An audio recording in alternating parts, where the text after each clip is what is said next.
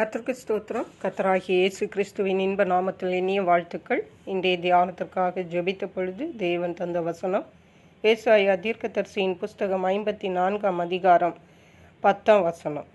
மலைகள் விலகினாலும் பர்வதங்கள் நிலை பெயர்ந்தாலும் என் கிருபை உன்னை விட்டு விலகாமலும் என் சமாதானத்தின் உடன்படிக்கை நிலை பெயராமலும் இருக்கும் என்று உன்மேல் மனதுருகிற கர்த்தர் சொல்லுகிறார். நம்முடைய கர்த்தராகிய இயேசு கிறிஸ்து உடன்படிக்கையை காக்கிற தேவன், உடன்படிக்கையிலே உண்மையுள்ளவராயிருக்கிற தேவன், உடன்படிக்கை செய்ததை நிறைவேற்றுகிற தேவனாக இருக்கிறார். இந்த வசனத்திலே தேவன் சொல்லுகிறார், மலைகள் விலகினாலும் பர்வதங்கள் நிலை பெயர்ந்தாலும். மலைகள் என்றால் நம்பிக்கை மாறாதவைகள் என்று சொல்லலாம். பர்வதங்களும் அப்படித்தான். அது ஒரு பலன். நம்முடைய வாழ்க்கையிலே அநேக மலைகள் பர்வதங்கள் இருக்கிறது. அதாவது அநேக பேர் அல்லது அநேக காரியங்கள் நமக்கு நம்பிக்கையாக பலனாக இருக்கிறார்கள் அல்லது இருக்கிறது என்று நாம் நம்பிக்கொண்டிருக்கலாம். தேவன் சொல்லுகிறார், மலைகள் விலகினாலும் பர்வதங்கள் நிலை பெயர்ந்தாலும் என் கிருபை உன்னை விட்டு விலகாமலும் என்று. ஆனால் நாம் நம்பிக்கொண்டிருக்கிற மலை போன்ற அல்லது பர்வதம் போன்ற நபர்கள் அல்லது காரியங்கள் நம்மை விட்டு அகன்று போகலாம். அப்படி அகன்று போனாலும், நிலை பெயர்ந்து போனாலும், ஒன்றுமில்லாமற் போனாலும், நம்பிக்கையற்றவர்களாய் நமக்கு மாறிப்போனாலும் தேவன் சொல்லுகிறார், என் கிருபை உன்னை விட்டு விலகாமலும். தேவனுடைய கிருபை ஒரு நாளும் நம்மை விட்டு விலகாது என்று தேவன் சொல்லுகிறார். பவுலப்போஸ்தலர் மிகுந்த அடிக்கடியாக வியாதிப்பட்டு இருந்த பொழுது அவர் தன்னுடைய வியாதியிலிருந்து, பலகீனத்திலிருந்து சுகம் வேண்டும் என்று தேவனிடத்தில் ஜெபித்த போது தேவன் சொன்னார், என் கிருபை உனக்கு போதும் என்று. தாவீது ராஜா சொல்லுகிறார், என் கால் சறுக்கிறது என்று சொல்லும்போது, கர்த்தாவே கிருபை என்னை தாங்குகிறது என்று. ஆம், பிரியமான தேவனுடைய பிள்ளைகளே, தேவனுடைய கிருபை நாம் ஒவ்வொருவருக்கும் இன்றிமையாதது, நம்முடைய மூச்சு போன்றது. தாவீது ராஜா சொல்லுகிறார், என் ஜீவனை பார்க்கலும் கிருபை எனக்கு நல்லது என்று. அவ்விதமாக தேவனுடைய கிருபையை அவருடைய வாழ்விலே அனுபவித்திருந்தார்.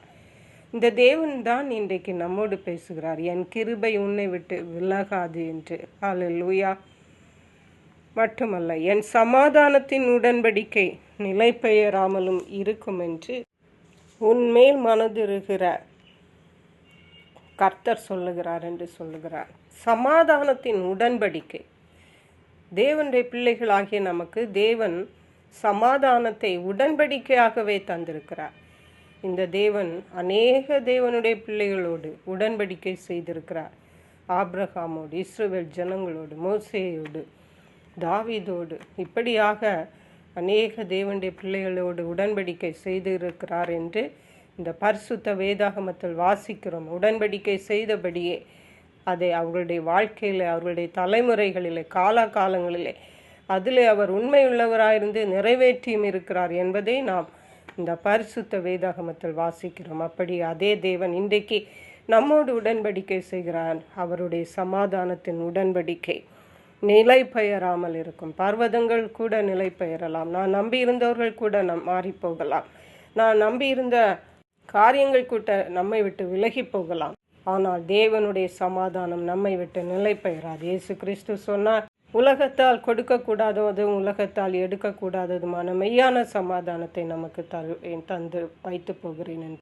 அந்த சமாதானம் நம்மை விட்டு நிலை பெயராமல் இருக்கும் என்று நம்மேல் மனதுருகிற கர்த்தர் சொல்லுகிறார். கர்த்தர் நம்மேல் மனதுருக்கமாயிருக்கிறார். கர்த்தர் தாமே அவருடைய கிருபையினாலே நம்மை முடிசூட்டி அவருடைய சமாதானம் நம்மை ஆளுகை செய், அவருடைய மன உருக்கத்துக்கு பாத்திரவான்களாக நம்மை காத்து கொள்ளுவாராக. கர்த்தர் தாமே இந்த வார்த்தைகளை ஆசீர்வதிப்பாராக. ஜெபிப்போம். எங்களை கிருபையை நேசித்து பாதுகாத்து வழி நடத்துகிற எங்கள் அன்பின் தகப்பனே, ஆசீர்வதிக்கப்பட்ட இந்த நல்ல நாளுக்காக நன்றி. இந்த நாளிலும் மலை போன்ற, பர்வதங்கள் போன்று நாங்கள் நம்பி இருந்த நபர்கள் அல்லது காரியங்கள் எங்களை கைவிட்டாலும் தேவனுடைய கிருபையும் தேவனுடைய சமாதானமும் எங்களை விட்டு விலகாமலும் நிலை பெயராமலும் இருக்கும் என்று எங்களோடு தேவன் பண்ணியிருக்கிற உடன்படிக்கைக்காக நன்றி. அதில் தேவன் உண்மையுள்ளவராயிருந்து நீர் எங்களை வழி நடத்துகிறபடியால் நன்றி. நன்றி பரிசுத்த ஆவியானவரே. துதி கன மகிமை மக்கை செலுத்துகிறோம். மீட்பர் இரட்சகருமாகிய இயேசு கிறிஸ்துவின் இன்ப நாமத்தில் ஜெபிக்கிறோம் எங்கள் அன்புள்ள பரமபிதாவே. ஆமேன். God bless you.